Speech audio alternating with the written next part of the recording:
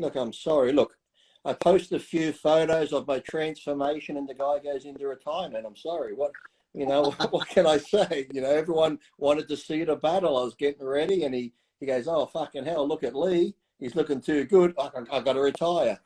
No, but in all seriousness, I think, Flex is a smart businessman, and seven, 212 titles and what he's done. Sure, my selfish side would have loved to see him in the Open just once up against the guys and all that sort of thing. But, Flex has to do what's right for him. And I've noticed too, anyone who's competitive, if they take a year or two off, whether it be due to injury or to pursue other things, when you've had that year or two off, different things come up. And whereas before you're so focused 100% on training, dieting, competing, now with the new baby coming and, his family, and he's got the gym situated out there, and he's like, I think, starting that YouTube channel. Sometimes, okay, Flex could probably still give 90% to the bodybuilding if he wanted to compete, because you've got, your mind goes elsewhere. And it's like one of those things, if you're going to compete, you're going to give it 100%. And sadly, sometimes you can still be a good father, you can still pay attention to the kids and business, but once you're preparing for a show, it's not the same sort of attention. Yes, it's attention, but it's more like, okay, yeah, I've got to go do this. But now he can focus on his business. He can still train. So he's still, he's not going to leave the industry. He's still going to be around. But I would have loved to see him. But like I said, once people have taken that little time off and in your mind finds other things to do, and you're sort of like, hey, there is more to life that gives me just as much enjoyment. I can still be involved in bodybuilding, but without having to, because contest prep's fucking terrible. Even if you enjoy dieting and stuff, it's still terrible, because more mentally I found getting ready for contests than physically, because you've got to be so focused. And even if you are having time with the family, you could be like watching a movie, but in your mind you're thinking, 2 hours time I got to do cardio. So like you're there, but you're not really there in head wise and stuff. So I think it's good for him. I'm sure, like I said, the true hardcore fans would have loved to see the Open, but I give him credit doing what's best for him and his family. And like I said, always he went out on top still, so why not? It's funny because, we're talking about really since 2016, 2017, when he was still pursuing, title number 5, number 6, and eventually ultimately finishing with 212 Olympia titles.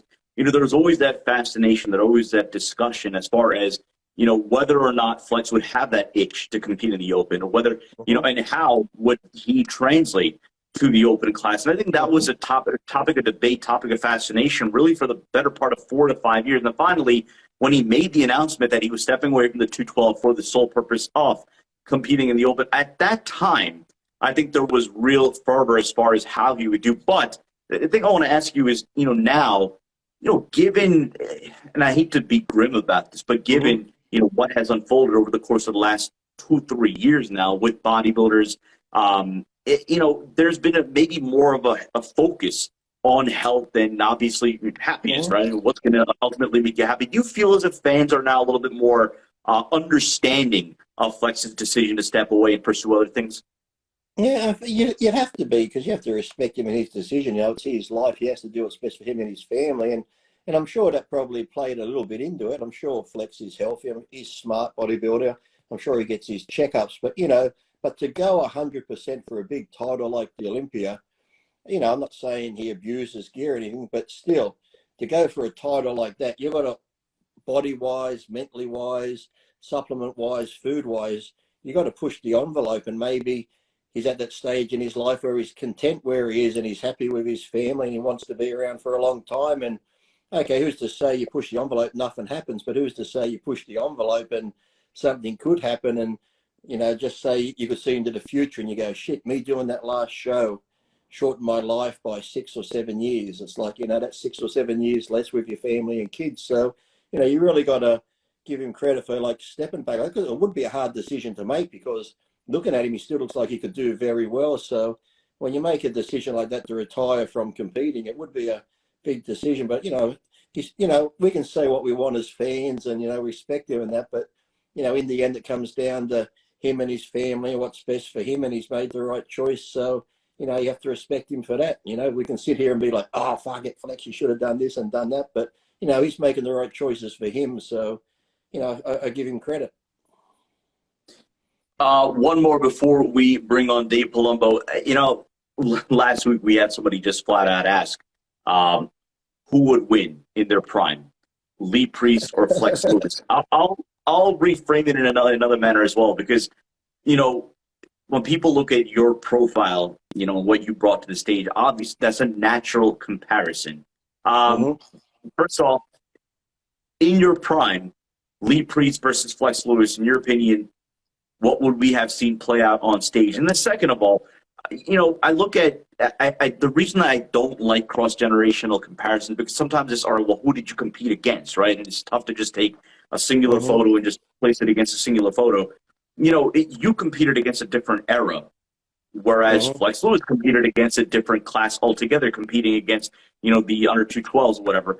Is that an unfair comparison between you two? And just what kind of a comparison could you make, even if not from a competition standpoint? Yeah. But if you had to compare and contrast your physique versus Flex Lewis's physique. Well, we're pretty much the same height, so we could start there. And, people had a freaky physique, so did Flex. So whenever we always joke around, we sometimes send messages to each other, because I'll get a photo where somebody will do a comparison. I send it to Flex and go, have you seen this one? He'll do the same, because constantly we always joke about, have you been asked this question this week? Who would win?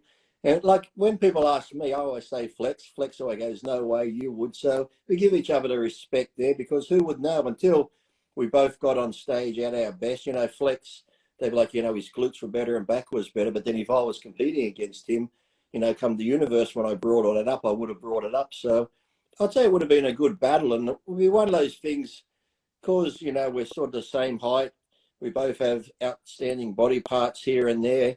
I think it'll just be on the day who the judges want. You could probably say relatively both guys are great, but just be on the day who the judges saw as being thing. And because I shot my mouth on a lot and I was always in trouble, maybe Flex would have won, because they'd be like, fuck that Lee Priest, he's always talking shit, he can get second. So, we always, when I was over in FIBO the last time, Flex and I had that workout together in the gym. We were filming funny stuff and all this, and we just had fun playing around. We were always just bagging on each other who would win. And I was saying, you don't want me coming back. I said, even if I come back, I said, look, I beat you. It's like, yeah, you get beat by an old man. You beat me. It's like, oh, congratulations, you beat an old guy. Whoopie fucking do. So, yeah, but we'd always joke around. We still joke around about it. So, yeah, but no, it'd be one of those things, like you said, putting photos side by side, because stage lighting, sometimes someone's standing closer to the camera. They do it all the time. You can't get a real thing of it. But I think, back in the day, it would have been really good. I know Jose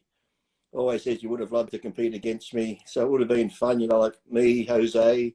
It would have been fun if I had come along maybe 10 years later and been able to compete in the 212, where it would have been like Flex, me Jose, or some of the other guys. David Henry. Like I said, with David Henry, he was like probably the only one who was like in my era in the open before he went into that class and stuff. So, yeah, so I remember like the last show I did was the 06 Ironman that I won. David Henry was second. So, yeah, it was like, it would have been a good battle. It would have been interesting to see anyway. But, yeah, we always still joke about it now, who would win. All right, let's, I know he's been patiently waiting around, so we're going to try to bring him in. Let's see. Patiently waiting. He's laying on his bloody back. He's doing nothing. Oh, he's sitting up. Look at him. High as a fucking kite. Look at him. He's on the pain meds. You know what the funny thing is? When you're on pain meds and you're in pain, you don't get high from it for some reason. I don't know why. No, you just feel happy. No, you don't feel happy, because I'm really not out of pain. I'm just in a low grade pain now. So can you stand up and jump around for us a bit? Just. No, I'm sure. Yeah, he's on pain meds. He's flexing his arm. He's on pain meds. I'll tell you one thing. The conversation you're having, I think that Lee had a better upper front body, arms, shoulders, chest, abs. I think that he beats Flex there. Front quads can go either way, but I think I give it to Priest. I think, like you said, glutes, hamstrings probably go to Flex, and then back is. I think you can go either way. It depends on you. You have a little more density in your back. He's obviously gets a little drier and a little harder. So I think it would have been I think it would have been a good matchup. Lee probably's right.